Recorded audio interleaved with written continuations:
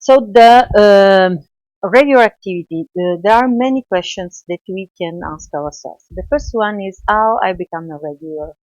And this answer, I went through several websites of different publishers, but I just reported the Royal Society of Chemistry and Wiley and IEEE, so for engineer, a couple of information.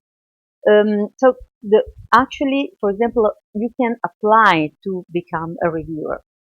I never did. When you send the manuscript as a corresponding order automatically in a short time, let's say, you will get invited to make a referee, to work as a referee for make a review report. In any case, you have to be, so these are the instruction, let's say, of the Royal Society of Chemistry. You have to be qualified at PhD level or at least to have some expertise at the same level. You have to be a current active researcher because you have to know what's going in the scientific field, in your field, very well. And you need to have one or more recent publications in peer-reviewed journals of comparable impact and reputations to our journal, so the journal of the Society of Chemistry. What does this last sentence mean? If you think about the very huge number of publishers that now are around, and so you can act as a reviewer or even you can act as an editor of many of these journals. You are invited every day to be in the editorial board and so on. But this is what we call in Italy Domenica del Corriere. That is a very, journal, periodical, it's not very important. So also the journal where you act as a reviewer or where you are act as an editor or you are in the editorial board, they are very important. So the IEEE, they give a differently definition, but the main body is the same. So, for example, here are some instructions, but first of all, to receive an invitation, you have to be an expert in the field. You may then act as a reviewer. What you have to look for to make a good report. So you have to see if the study is well designed, well executed, and is the existing body of relevant work acknowledged? So the reference to published manuscript. This is a very, very important point, as already marked before. Are results interpreted and reported correctly? How can I see? Well, I can cross-check what is written in the results and discussion and what is reported in the figure. Maybe I can help myself with some supporting information if available or with other published work on the same field. Are the results overly preliminary or speculative? So you have to try to understand also these aspects. Is this contribute important to the field? Is the article appropriate for this journal? Sometimes you have a very nice article but does not fit the journal. And this is very important for the journal, for the editor and for the author also. Because if you publish, you can even get the paper published. But citations, the number of citations is crucial. And if you work in, let's say, niche kind of activity, so this is a problem. So at least you have to find the right place where you show your work. Then, of course, the article is written well, clearly, is language okay, the English, and so on. This is the IEEE. Let's check some ethical responsibilities of a reviewer. So, the manuscript is confidential.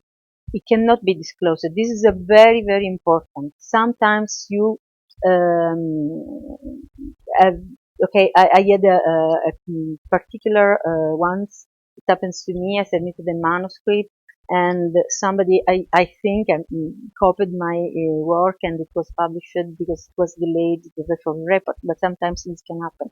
This is not ethically correct, but this is the very, very worst situation.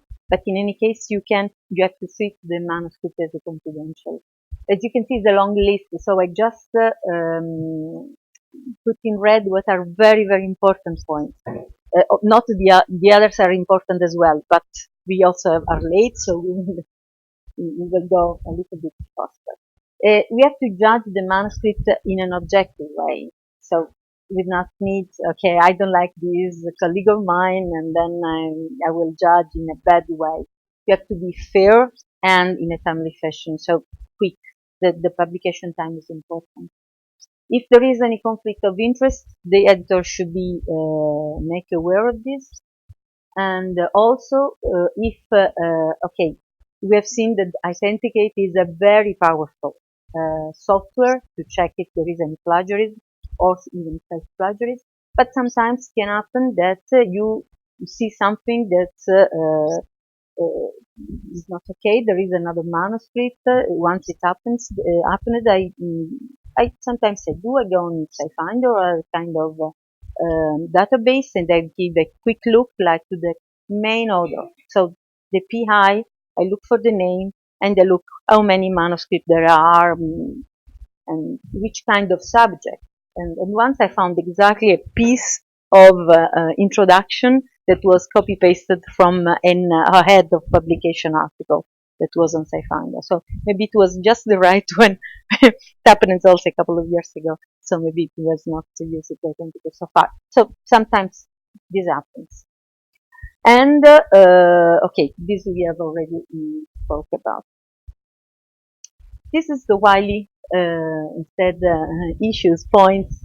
This is so let's say that we are contacted by an editor to make a review report.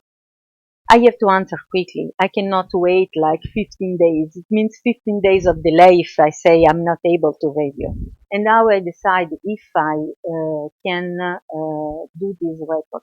Okay, usually editor asks you how long how much time do you have to submit the report.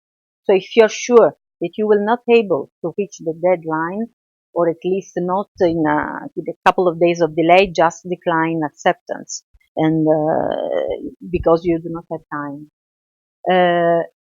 Of course, one of the most important is I'm able to do the reviewer for this article. So is this my expertise in the field? Sometimes it happens that the manuscript has like, of course, several parts. One is more synthetic, one is more on characterization and so on.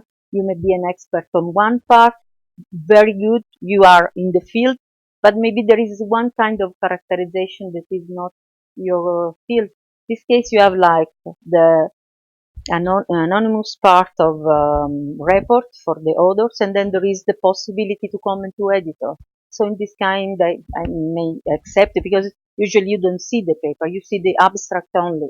This may not be clear from the abstract. But then I write to the editor. I'm not an expert on this particular part, so this is what I usually do. And do I know my own limitations on the field? I should know, or at least I should recognize that I have these limitations, which I do have. Do I have a neutral attitude toward the authors? So this is important to be a fair reviewer. Or eventually I can say, well, I'm not able, but I can suggest someone else if I know that there is a good colleague who is who can be able to do this. This instead is, I have the manuscript already. I have to make the referee report. So be critical. Okay, you have to read carefully, make your critics, but be constructive. You never have to be, which is the name. I mean, you cannot say bad things to the others, even if the manuscript is just very, very, very badly written or whatever. You have always to be polite. Say whatever you have to say, but in a polite way, and meet the deadlines. Maintain anonymity. So anonymous usually is a blind referee report. And avoid bias. You have to be fair and without any kind of interest making you doing wrong thing. And then going step by step, this is studies from Royal. Well, you have to check the introduction, and in the introduction you have lots of references, of course, to the field. So you give a look to the references. If you have references like 10 years old, the last is 2004, and this is, they say it's a very hot topic. So how can you say this is a hot topic, this is a novel, but you have very old publication, or like zinc oxide, sometimes there are lots of thousands of publications zinc oxide. Then you receive the paper, and then you find papers like 4 or 5 years old. Can be, I mean, or at least you have to justify that this is like this, and then you just go to a database and you to find lots of publications you have to check, and you have to try to do all of. Materials and methods, let's switch to open access. So the open access is a very, very hot topic at the moment, and for us, of course, is very important. So I would like to address a few questions that are, why is open access so important? What is the difference between fully open access or online open access journal? If I may, I say something wrong, Marco or Sanjay, you correct me. I don't mind, absolutely. And what is the difference? So the first question is why open access, but before, definition of open access. So open access is a freely available paper published in the internet. Everyone can access without subscription, and it is licensed, and actually we will see in a few slides that the authors keep copyright when you have in a different way, but keep copyright of in open access publication, and it can always be accessed, this article, because it can be used or archived in multiple international repositories. Is this always, can this always be done? If it's a fully open access journal, yes. Do we have, as authors, any benefit to publishing as open access? Of course, yes, because the manuscript can be easily accessible. It can be seen for everybody worldwide, with the worldwide audience, and so the visibility increases and the impact of the work. Hopefully, citations as well. But we will never comment on citations. There's not so big difference up to now on the number of citations between open access journal and normal journal. And then also open access may open opportunities for international collaborations and fundraising. But in addition to this benefit, we must publish open access, so it's not a choice. We have to publish open access. And this is from the European, we got all the supervisors and the partner and beneficiary, we got an email, clearly define the type of open access. And this is something that I got from the one link that was on that email, on the letter. So you can see where you can eventually, okay, you can use other repository, but you can add your article in this European Union Open Data Portal, or you can access this other link. So when the open access started in 2002, and one of the first, actually the first, I think it was 2000, the first is Biomed Central publisher, the first publisher working on open access. And one of the most important initiatives was this one that was held in Budapest, and where all the issues about open access were defined. So, as I said, in 2000 there was only Biomed Central, but now there are still lots of other, I suppose, that I didn't add, but you have lots of publishers. Some of them are publishers of only open access journal, but some other, they do not only have, like Royal, Wiley, Elsevier, ACS, they do not have only open access journal. Actually, the open access journal are only a few. but you can buy and pay for your single paper to be published in a normal journal as open access. So this is the big difference between fully open access. So you have one journal and all the papers within the journal are open access. Or you may have like a normal JACS, the Journal of American Chemical Society, or other journals, and you pay only for your articles. Your article, and it's much more expensive. The single one, it's about 4,000 euros, similar to the advantage time.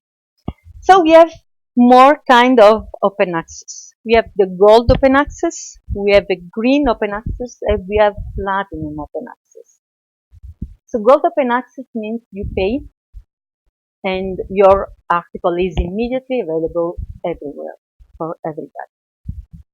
And this can be in a fully open access journal or in a normal journal. You have the green open access. And this green open access is a good option for us because it's accepted by the European community.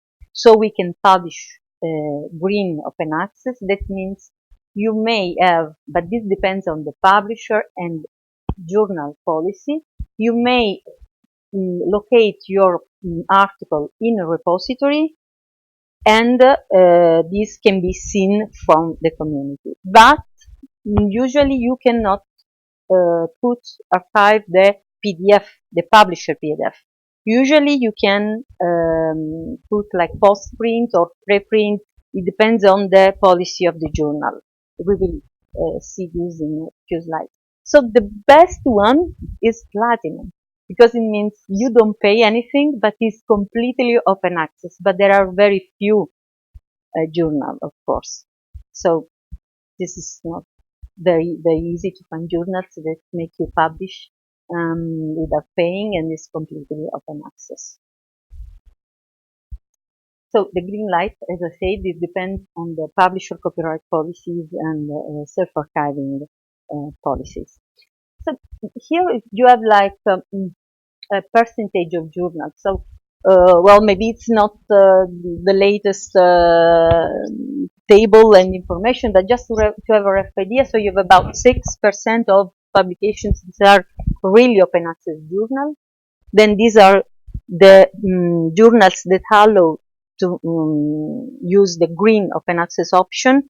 And the difference between these depends if it's a post-print or a preprint and so on. And then the other one are still, it depends.